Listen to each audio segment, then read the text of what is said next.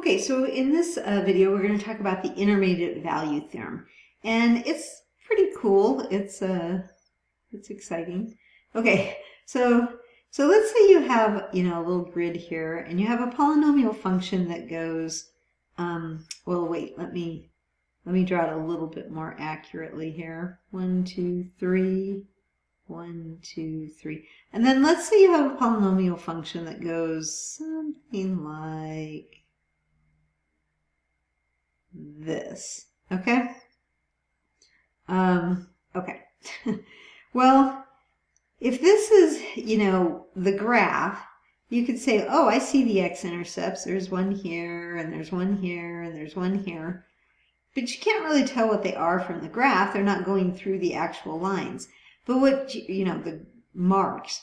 But what you could say is, if this is -1 and this is -2, then there has to be a 0 between -1 and -2.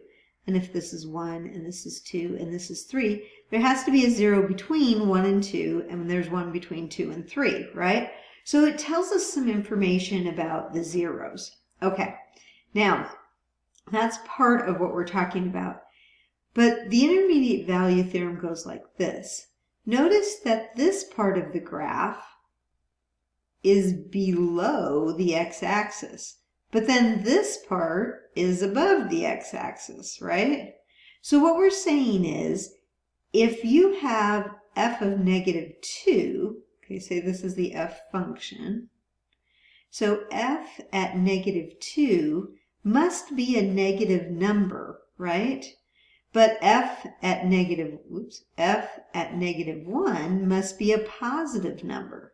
Then when that happens, when you're switching between negative and positive, we know there's a 0 between them. Okay, so all I can say is I know there's a 0 between -1 and -2, or between -2 and -1. And then I can do the same thing here. I see it's positive here, so f of 1 must be a positive number, but it's negative down here when I'm getting to f of 2, so f of 2 is a negative number. So now I know there's a 0 between, I'll write this out a little better, between 1 and 2.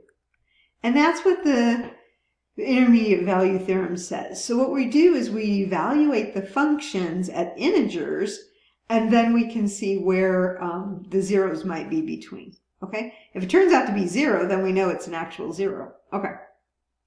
It says show that the function, and they give us a function, has at least 2 real zeros between 1 and 4. Now we're only going to be working with integers, so you might be thinking, well, I want to see if the zero is between 1/2 and 3/4.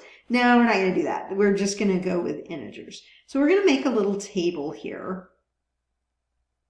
And I'm going to do it vertically, but you could do it horizontally. Okay, so I'm going to put in 1, 2, 3, and 4.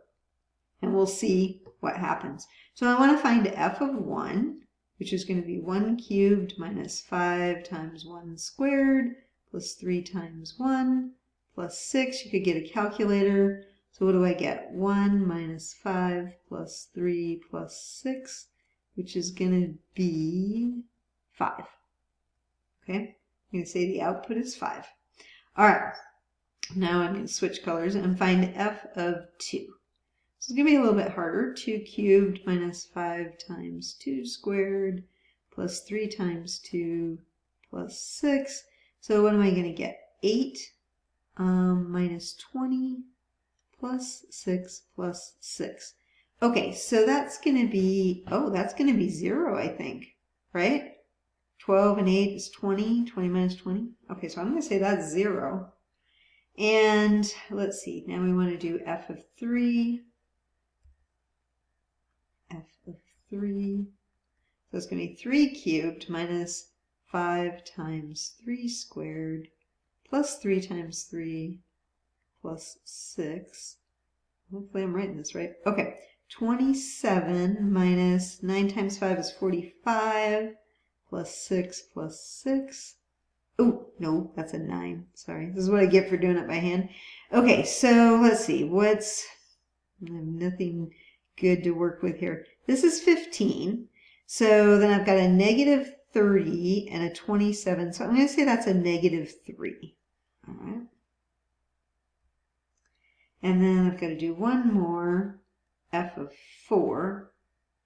Okay, so f of 4 is going to be 4 cubed minus 5 times 4 squared plus 3 times 4 plus 6.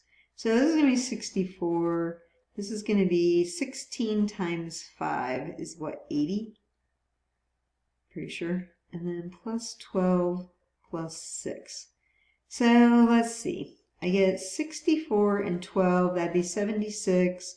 76 and 6 is going to be 82 minus 80, and I'm going to say that's a positive 2. Okay. So a little bit of work there. All right, so we start out at 5. That doesn't tell us too much. We have a 0, so there is a 0 right at 2. And then because this is negative 3, but this is 2, we know there's a 0 between 3 and 4. So there's a 0 for analysis here, the 0 at 2, and a 0 between 3 and 4. Okay. So there you go. There's at least 2 zeros between 1 and 4.